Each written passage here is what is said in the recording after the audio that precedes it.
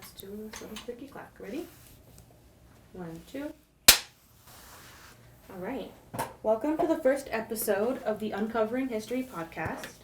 In this podcast, we will discover the bounds of what history can be and how rich and diverse this field is. I'm your host, Jacqueline Sierra, and we're at the University of Texas at El Paso. I'm here with Dr. Erica Edwards, an associate professor of Latin American history. She received her PhD from Florida International University in Atlantic history with concentrations in Latin America and pre-colonial Atlantic Africa. Thank you for being here today. I really appreciate it. No, thank you. This is exciting. As I said before, it's always an honor to talk about myself. In a sense, right? Like I mentioned, it's rare that you have, people wanting to reach out to have that conversation. So thank you. Yeah, well, I'm interested. I want to hear what you have to say. So I just want to set up kind of what the podcast will be because it's the first episode, right? So in this podcast, I really want to showcase what history is as a profession. Because a lot of the public thinks that historians kind of just memorize dates, events, names, and that's really not what it is, right? Not even close. Mm-hmm. There's so much more to it. So with that brings me to my first question, just in general about your experience at UTEP. I know it's your first semester here. So what brought you here to UTEP, and how has your experience here been so far? So what brought me here to UTEP, or what attracted me, I should say, to UTEP, was, when I read the job ad, I did my research on the university because I didn't know much about UTEP or El Paso, to be honest. And then as I read, went on the website and read more about it, I just got really, really excited because it's Hispanic serving and it's majority minority. And I just thought that was an awesome opportunity. I also really think it's great that it's open access and R1 status. So I said, this is basically my ethics, coming together, my morals, my mission in terms of who I am or how I want to be as a professor in an institution that it's ingrained in who they are, right? And unapologetic about who they are. And I just really was attracted to that. FIU is Hispanic serving, and I love my time in Miami, and I love the mission and what it was all about. And so I was looking at the potential and the possibility then of returning to that type of atmosphere. So I was the more I learned about UTEP, I was like, oh my goodness, this would be a great place to be. And it has exceeded my expectations.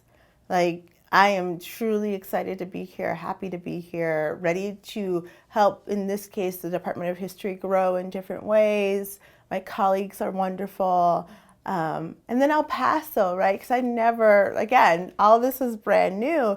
And I remember a colleague of mine that had come from El Paso at my own institution saying, oh, but people in El Paso are really nice. And I was like, sure they are, wink, wink. And then I remember a month into being here, that I looked at my husband looked at me, and we're just like, oh, this isn't an act. People are really nice in El Paso, just in general. Another thing I forgot to mention in terms of UTEP that attracted me here, and was basically when I was ready to sign the dotted line, was childcare. That's right? Yeah. And not all institutions have that. Not only is it a great institution for my little, but it's affordable. It is truly affordable. I mean, and that is unheard of today. To have it be, I believe it's $115 a week, so less than $600 a month.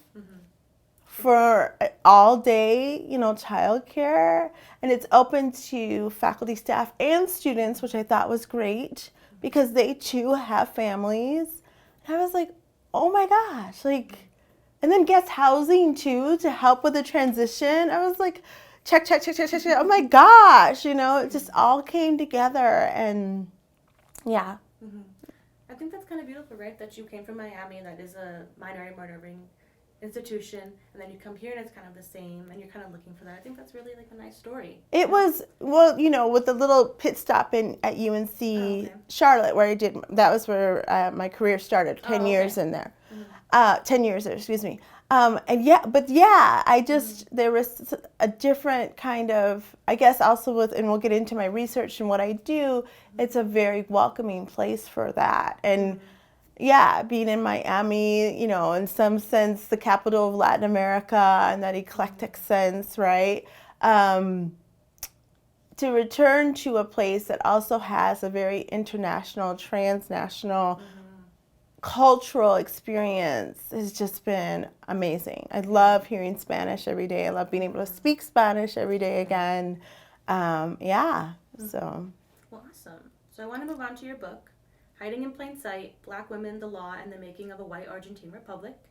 So maybe walk us through like the process of writing a book. Like, what does that look like? How did you start with all that?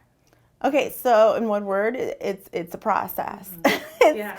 So I would say there's so many layers to writing an actual book. Yeah. And so, you know, starting from even the idea of what you could potentially think of could be as a book, because not all ideas or writings should become a book. Some things should be short in blogs or articles and or you know, essays, thought pieces. Not all of that should become a book. So recognizing what could be a topic that can kind of stretch a few chapters and needing that development, I think that's the first thing, right?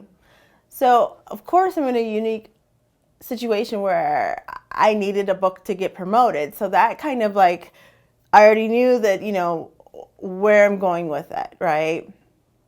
Which is I'm looking for something, and in my case, typically it's the dissertation that you then convert to a book. And, but in my case, it was, you know, I had finished my dissertation on Black people in Cordoba, Argentina. Happy, good to go, was working towards developing that into a book. And then it's 2014 in my case, so 3 years after I graduated and I already had my tenure track job, and the World Cup happens, and these blogs start lighting up. Because one of the things I've learned is that I am very much in tune with the present. The present affects how I write, because I think that it's necessary that you see that connection. So these blogs start lighting up about the World Cup, and this, you know, the final, one of the finals, or getting to the final, was, I believe, Argentina and Germany. And, you know, everyone was just like, okay, what's going on here? Why is Argentina, after a while, it started as a whisper, eventually a murmur, and finally like a scream. Why doesn't Argentina have any Black players? Right? Like, they're like, it's a South American team. All other South American teams have Black players. What's going on? And then the joke was, even Germany got a Black player, so what's really going on? Right? Like, And I remember at that moment, I was thinking, why is this still a topic of interest? For at this point, I had already, you know, looked into that. I am engaging now with Argentine scholarship, good Argentine scholarship. And those of us that do Black history in Argentina, we had moved on from that, right? We're discussing other different aspects about Blackness in Argentina. So I was thinking to myself, why is this still an issue? And that's when it really hit me that there's a disconnect between us academics and the general audience. And so I said, I'm gonna take this as an opportunity, I think, to expand that little bit about disappearance in my book, right? You know, let's go ahead and do that. But it wouldn't quit. It just became like an issue. Like, no, like clearly if people are, and then the same old lies and myths that they all died in the wars, or they got sick, or my best one is they moved to Uruguay because there's still Blacks in Uruguay. And I was like, are we still dealing with this seriously?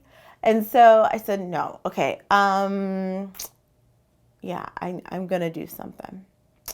So, you know, there's what we call the classic, written in 1980. That's how long ago academics had dealt with that, right, about disappearance. So I went back to that book, and then all the other books that have been dealing with Black so-called disappearance, right, in Argentina. And I purposely said, okay, I don't want to repeat what's already been done. I want to add to the discussion. Again, giving credit where credit's due, Argentine scholars have done a great job, right, of discussing this conversation about race and blackness. And so I said, here's where I can then contribute. One, I realized that I'm going to stick with Cordoba because 99.9% of anything written about Black people in Argentine history in general is about Buenos Aires. So recognizing that Blackness is not monolithic or the sense of a homogeneity in terms of experience, let's focus on Cordoba. I'd already done a lot of work in Cordoba, so now I want to do that. The other thing I said is I'm going to stick with and continue an earlier time period because there's still this idea that they all just died at the end of the 19th century. Well, how do you get there, right? It's not like one day people wake up and say, kill them all, and like the next day it happens, or let's dismiss them all, or let's erase them all, and the next day, there's got to be a process, right? So catching that almost at the beginning, so to speak. Catching what I would term institutional whitening at the very beginnings of it. And then I said, looking again at the scholarship, I was like, 99.9% are about Black men. Yes. Right? Where is she? She's got to be there. There's no way they can exist without her. So where is she? And the common myth was always, well, she's the victim because all Black men died in the wars, and so she had no choice, and due to miscegenation, contributes to the whitening process. And I was like, so no, right? Yeah. No. Yeah. Even I was like, there's no. So I wanted to capture her in that process. I wanted to see her for what she was doing, who she was, and ultimately that led me then to politicizing the household, politicizing and understanding it as a microcosm of larger socio-political activities, economic activities. And I had to focus on the household because that's where she lived, that's where she loved, that's where she labored. That's where she was at. So what does this household look like? What does this mean for her? And how does she ultimately contribute to not so much the disappearance, as I learned, but the race-making process? So after I'm doing all that, I said, oh, crap. I guess I'm starting from scratch. So redoing the dissertation, I've got this. And so that required subsequent trips back to Cordoba to get more information. And the last trip I actually went to Argentina before the pandemic, 2018, I was walking along, and I always kept my nose into the most recent historiography, Cordoba-based historiography. It's so great and rich. And I had finally, I was like, why didn't this Colegio de School for Girls, what is this? And so I started Googling it, Dr. Google, wow, what they can find. And I discovered it's still in Cordoba, and it's still being used, right? And I was like, oh my gosh. I find out where it's at in the historic district in downtown Cordoba. And I'm like, Erica, you've been passing that building every single day and did not realize that this is this amazing historic school, right? That initially in 1782 started out for girls. 1811, they opened up a segregated class for Parda girls, which included Afro-descended girls. And that existed till 1858, which was 5 years after the abolition. I was like, oh my gosh, right? So, long story short, I thought I was done with 5 chapters, and I ended up adding this at the very end, And so the process, like I said, is just different layers. And because I'm committed to really being in tune with the present and seeing how the past, and particularly my stories of Blackness in Argentina, connect to the present, that is ultimately what shifted the entire conversation. Realizing that the general audience, or public, I should say, still are holding on to these old myths, and how I realized I wanted to contribute to dismantling that. But then, in order to do so, also, it was to write a book that I continued to say my mom could read, right? If I'm going to sit there and get all academic ease on everybody, who's going to read that, right? So what was ultimately, that's the other thing, too, with your book. So beyond the phases of the book, beyond the idea to an actual book, it's ultimately, and who do you want to read the book? And there's nothing wrong with having a great, crunchy granola, great, let's get into the academic of every little nuance. Those books serve a purpose as well. But for me, this book was meant to be for anyone who could follow prose, get through it, but not have any background knowledge about Argentina. So I made sure I put a timeline in there. I made sure I put a glossary in there, because I want to make sure people, if you're reading along and you're just saying, oh my goodness, what is calidad? What does calidad mean? Like, you shouldn't have to be like, I guess I'm lost with that word, and keep, flip to the back and find out, and then the timeline to also, put in the historical context, so you could see where this is developing in terms of institutionalized whitening. So that, I put this all together, and then, once you have that, and I said the family and where she lived and labored, then I finally had to, the other big issue is, how do you organize the book, right? And that one took forever.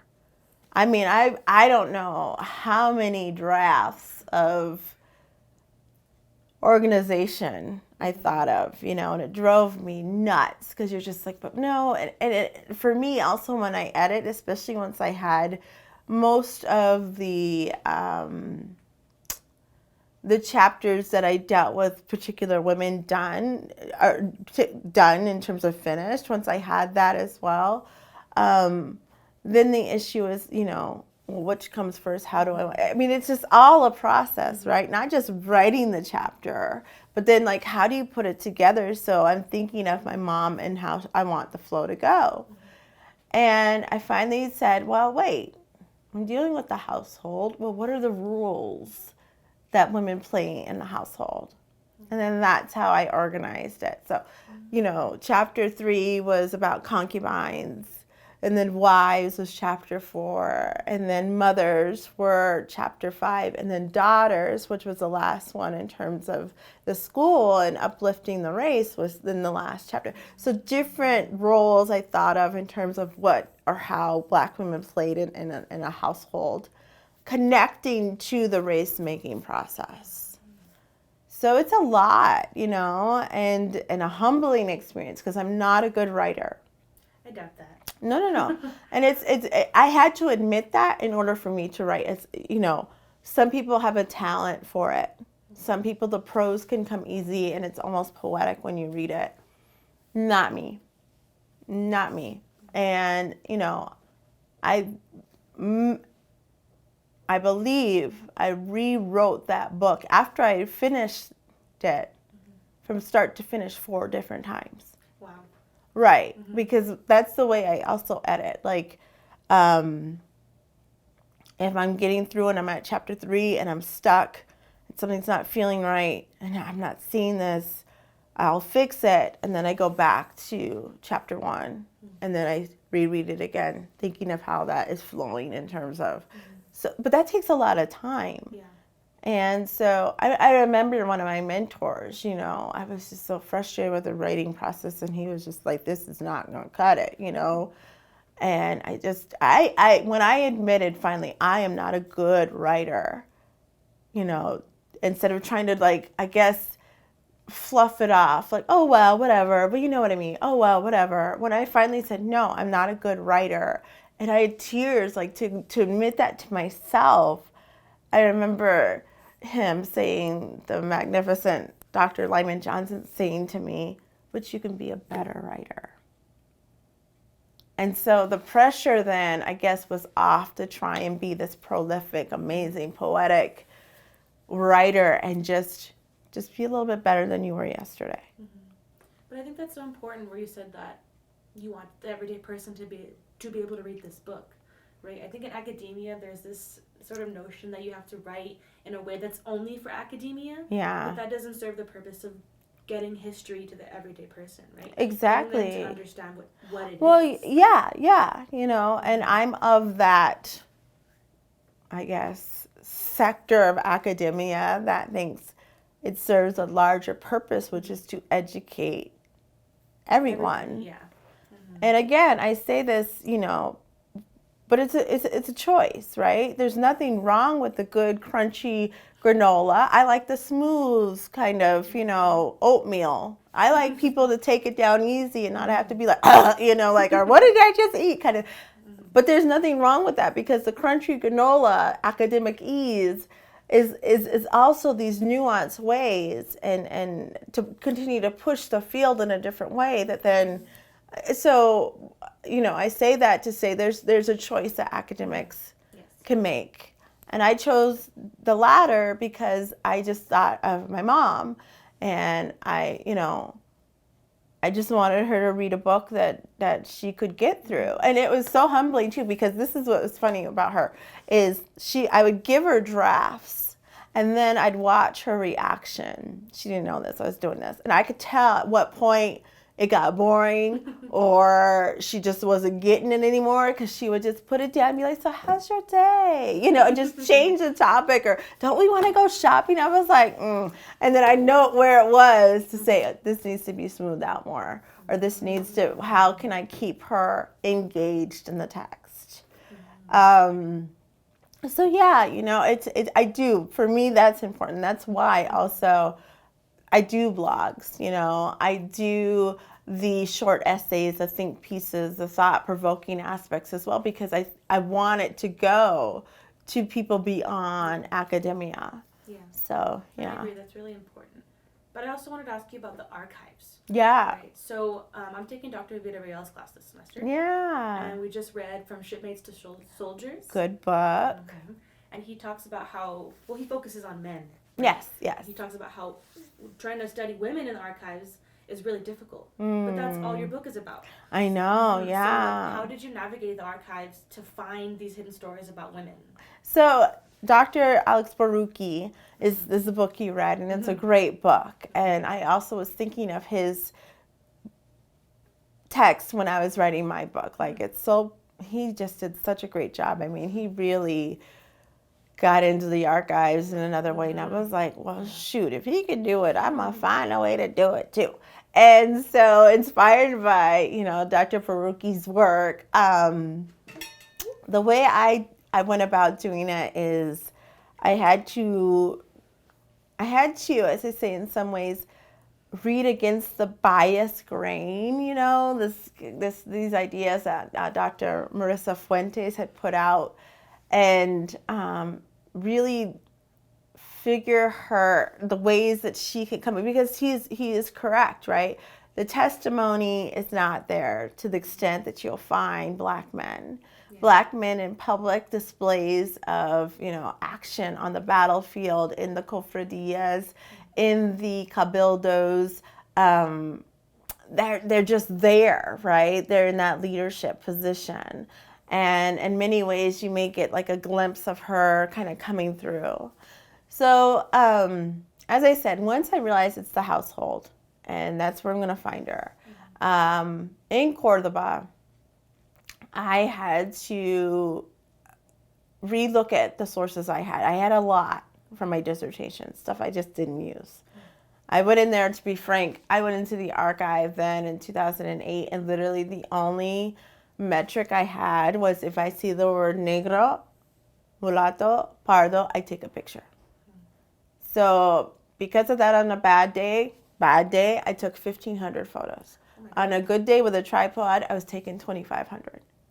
So I had a lot of stuff, right? And then what's funny too is anything that said Libertad. So I was excited, just a funny note. I was excited because it's like, oh my gosh, I'm finding these cases about Libertad in the 1880s. Oh my gosh, Erica, you done found the treasure. There's still slavery there, right?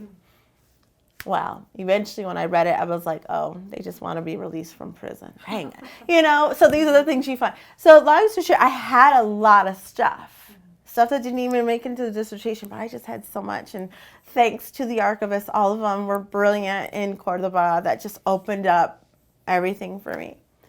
And so I had to go back and think of where she was at. And I just said, wow, there's some criminal court cases that feature her. And here's some, wait a second, I had a bunch of notarial records too. And I was like, she's owning property. So it's little snippets that are coming through, right? Like, I don't know, Isabella, I'm making it up, Isabella Suarez, the name, right? Owns property or bought this property or something like that. I was like, there she is again. And so I just found like these little dots of her coming together. And because I was so meticulous in terms of writing everything down and transcribing census data, I transcribed all of it from 1778, 1813, 1832, and even 1840. I was like, wait a second, not only is she running land, but I'm seeing her in the census data. And I'm seeing her in the baptismal records. And so I was able to put together kind of a biographical sketch of these women because the city in itself was small. So it's not like a BA where you've got like 40, 50,000 people eventually. Cordoba stayed, for the time frame I was looking up until 1853, only 11,000 people. So you could find her, and that's what I was doing to put together this conversation about who she was. Mm-hmm. And then when I'd find her, I said, oh, wait a second. That's the same one that was born negra, and now she is a doña. Like, what is happening here? And of course, the great work of these Cordoba historians, and kind of, I found similar occurrences. And so it was really interesting to not only piece it together, but then see the ways that she was seeking out whiteness, or better yet, escaping her blackness. And then it was, looking at, actually being inspired by Dr. Baruki, who found a different method in looking at marriage files. I did the same. Right? And I just said, well, if he found something there, maybe I will too. So my dissertation had went through these, marriage descent cases. So he looked at marriage files. I looked at the actual marriage descent cases. So these are cases in which parents don't want their kids to marry someone because that person appears to be unequal. And I had the percentages, and ultimately the court ruled in favor of allowing these people, these unequal couples to marry 52% of the time and deny them 48% of the time. And moreover, what I did, because it was black women, it was just cases featuring women that were accused of having mala sangre, or being blackness, or having black in them, who wanted to marry these white male fiancés. And so again, 52% said yes, they can get married, and 48% said no. I was like, that's way too close, right? Pardon the pun, but this feels like an election, right? Because we just got over it. Just joking, bad joke. But so it's like, no recount here, because I did the work, and I was able to also, compare my findings and find my peer-reviewed, not peer-reviewed, but I compared it with other scholars who had done similar work, and they also had very close percentages as well. So the verdicts weren't a surprise. But I said finally, well, no, like, something's going on here. That's too darn close. What is tipping it in their favor? Mm-hmm. And so I went ahead and went back to the archive, back to the sources and read. I said, so what tipped it in favor? Mm-hmm. And that's when I discovered it's the women who argued mistaken identity and said that you have me confused. I'm actually white, right? So I have no mala sangre. So I'm equivalent to supposedly the fiance. That's why there's no real case, basically allow us to marry. And they were able to marry. Or what shocked me to like, oh my gosh, was finding out, or they would argue they're indigenous and being Indian, right? Also because the clause said some Indians were considered distinguished Spaniards. So if they could prove that they had come from a noble indigenous background, they too were then able to marry. I see. Women who did not go that route, who never claimed another race, right, or calidad, were denied that, even though they would try and say how honorable they were, how virtuous they were. It just wasn't going to work. Mm-hmm. The inequality, right, was too explicit. And that's when I was like, so that's another way of escaping their blackness, right? Mm-hmm. And also another way for us to consider what is whiteness, in terms of it, not just the phenotype, but it's really seeking that privilege, seeking the status of whiteness. And again, so as I started to do that type of work, that's why the book went beyond just a strict disappearance and more of a question of race making in Argentina. So doing these types of things, then I found it again for freedom cases. And this is what made Cordoba, so unique. And I finally said, this is why I'm so happy I'm doing Cordoba. Because by the Republican period, during the during the independence movement, you've got this new law called the Free Will Act that came out. And you have some of these children that are saying, because of this law, I should now be free, and I'm still being held in bondage, whatever that looks like. And I didn't find any of those cases in Cordoba. What I found instead was, again, Black women arguing they were indigenous.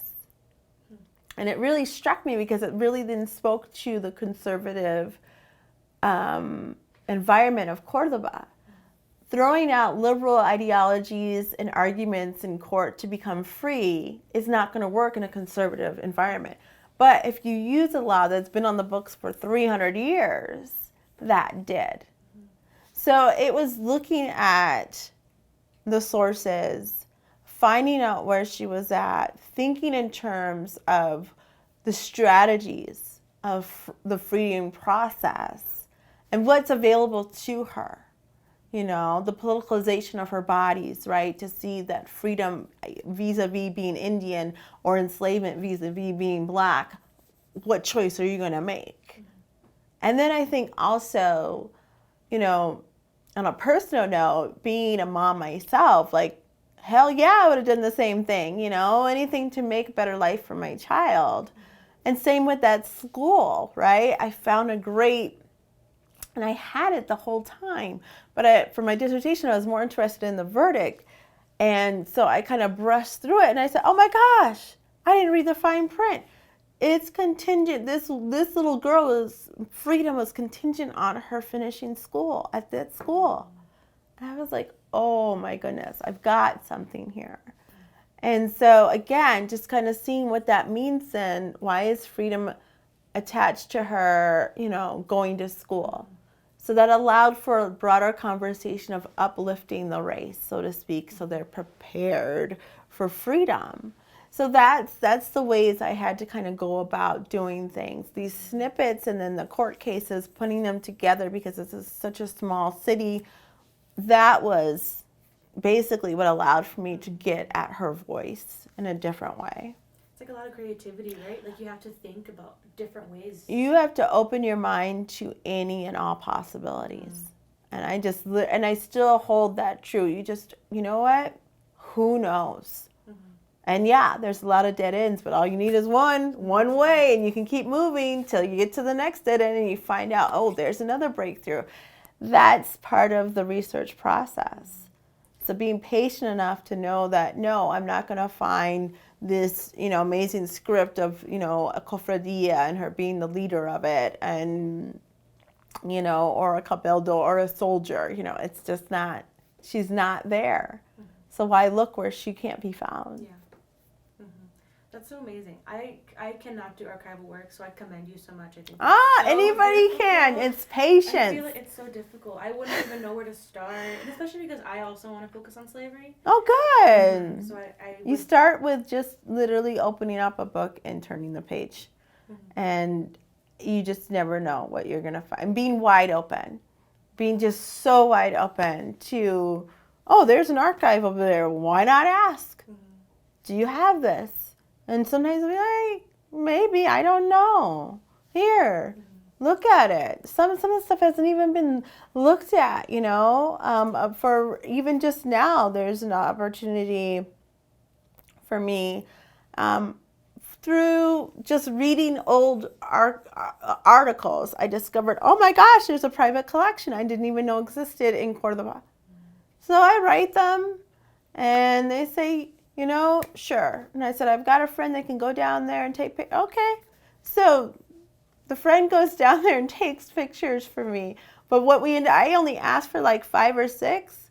Well, because she was taking pictures, the archivist was like, do you mind taking the whole thing? You can give it to your friend, but we want a copy too. Now we have it digitized, And she was like, sure. So there it was, right? So sometimes it could be very beneficial. And here it was me just I think the attitude I finally had to embrace is no means next. So if you're going to tell me no, I'm going to find someone next who will say yes to me. And just being wide open. And sometimes no can be temporary, It's like putting yourself out there almost. Oh my gosh, yes. Yeah. Because you know that the stuff is there. And if you do, and I have come up with some people that are kind of like, no, stingy, not going to happen. I was like, oh, you just need to get to know me. You'll be all right. We'll be all right. We're going to be buddies by the end. And that's always what ended up happening. Why? I was also very persistent. I'm coming back tomorrow, too. And the next day. You're going to say yes eventually. And the next day. Do you want some treats? No, I just, like whatever. It's just, and your reputation, especially in Cordoba, really matters, right? Everybody knows everybody in Cordoba. It's a huge city, but somehow it still feels very like small town. And so I guess coming from a small town, I got what that meant politically. And so they would kind of hear about me after a while. I was the Yankee Shanky, I was obviously for many, probably the first and maybe will be the only Black woman historian that they've ever met. That's different than Buenos Aires, right? BA, their archive, they're used to so many international people, it's nothing. The provincial archives it's rare. And so there was a kind of hesitation at first.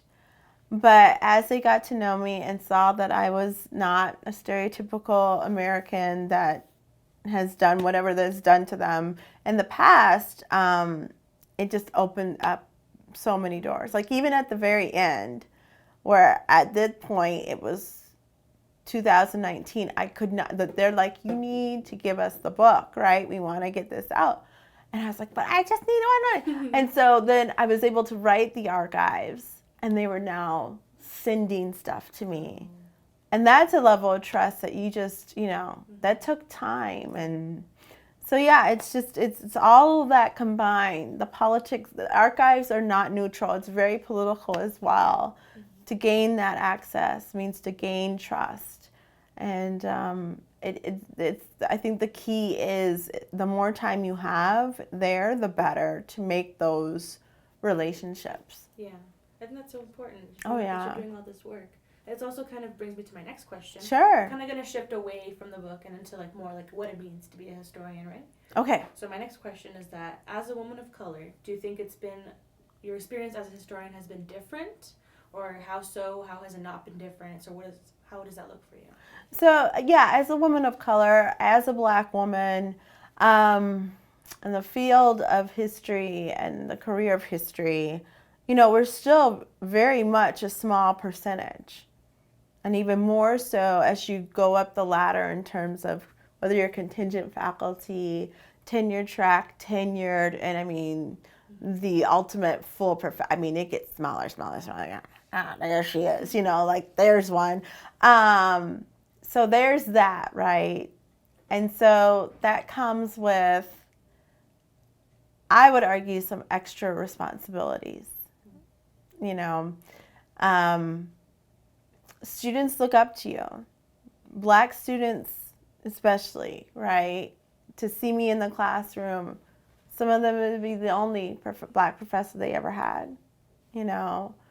Other students of color, also just having color in charge and lecturing and engaging you, I think that makes a difference. But then there's also then, as we all talk about this invisible or extra service we all have. If I were to talk to all of my colleagues of color, women and men, but especially women, we have that extra invisible service of care.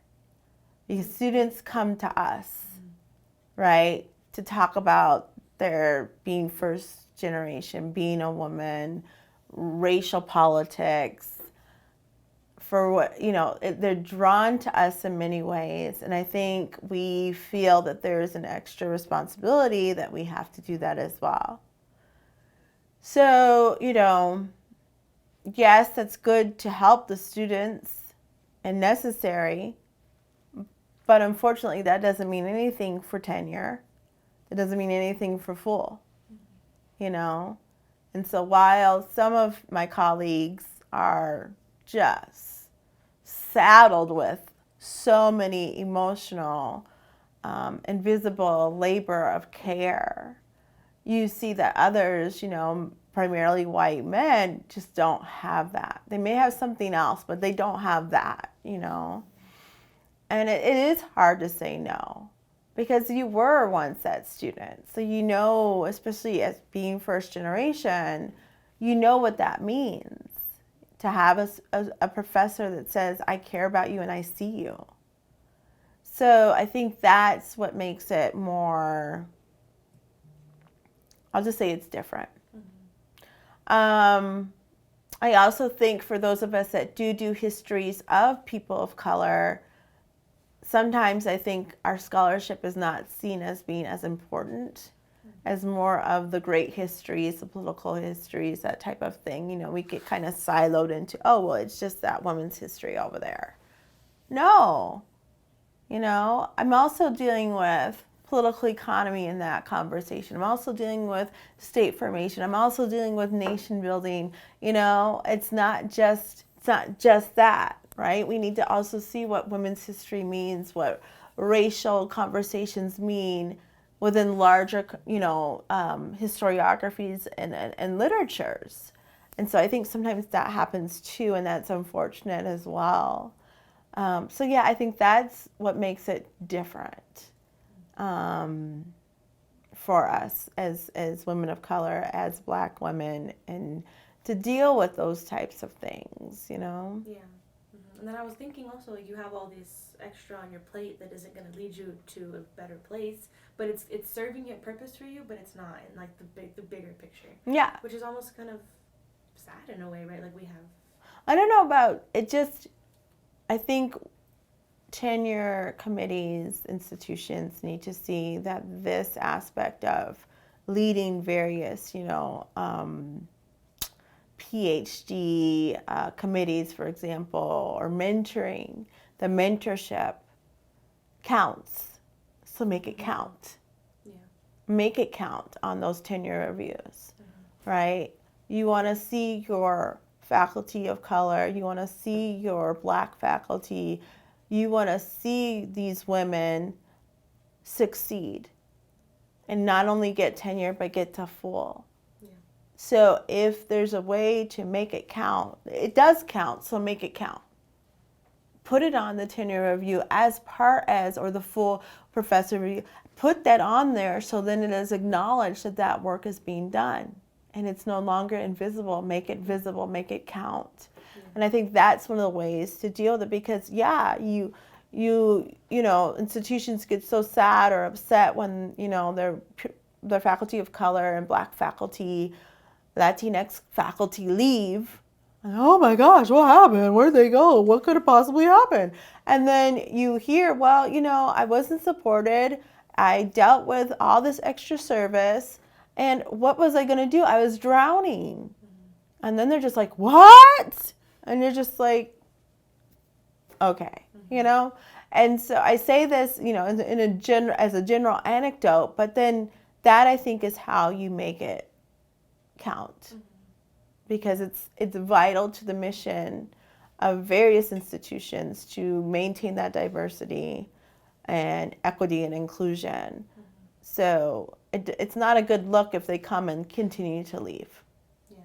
So what's going on? Yeah, that's also like at the university level, right? Like they need to take the steps, people with institutions, to implement these things so that that stuff can count. Yeah, that's it. Because it's not even really like the chair, like Jeff can't do anything about that. That's like a bigger institutional Well, thing. I think all levels have different ways of handling it.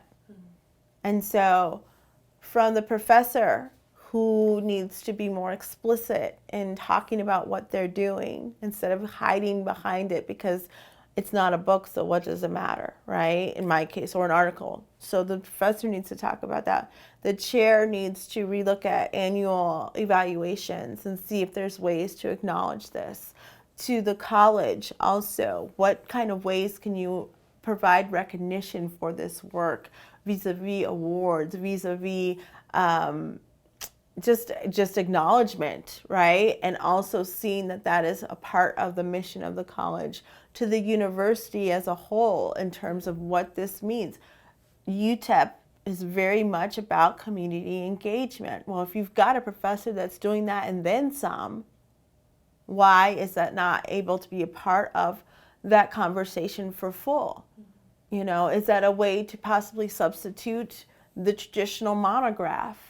I'm throwing it out there as possibilities, but those are the conversations that need to happen. If you as a professor are bringing in $2-3 million grants but haven't finished the book, I mean,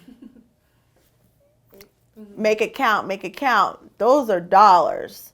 So why is that not making sense, right? So those are the conversations that I think institutions need to have, right? So yes, you want your book to be able to build, you know, provide a level of a profile for the institution, but $2 million, $3 million grant with your name on it, and the department on it. I mean, that's also something. Yeah, and it starts with a conversation, right? Like we need to start having those conversations. Yeah. Because otherwise, that's what I mean. Also, professors need to be more vocal about it, so it doesn't remain this invisible kind of in the shadow work, but so necessary to keep things moving. So this kind of brings me to my last two questions. Yeah. Just general. What is the worst thing? Let's start with best. What's the best thing about your job? There's so many things that I love about being a professor. One is definitely doing research.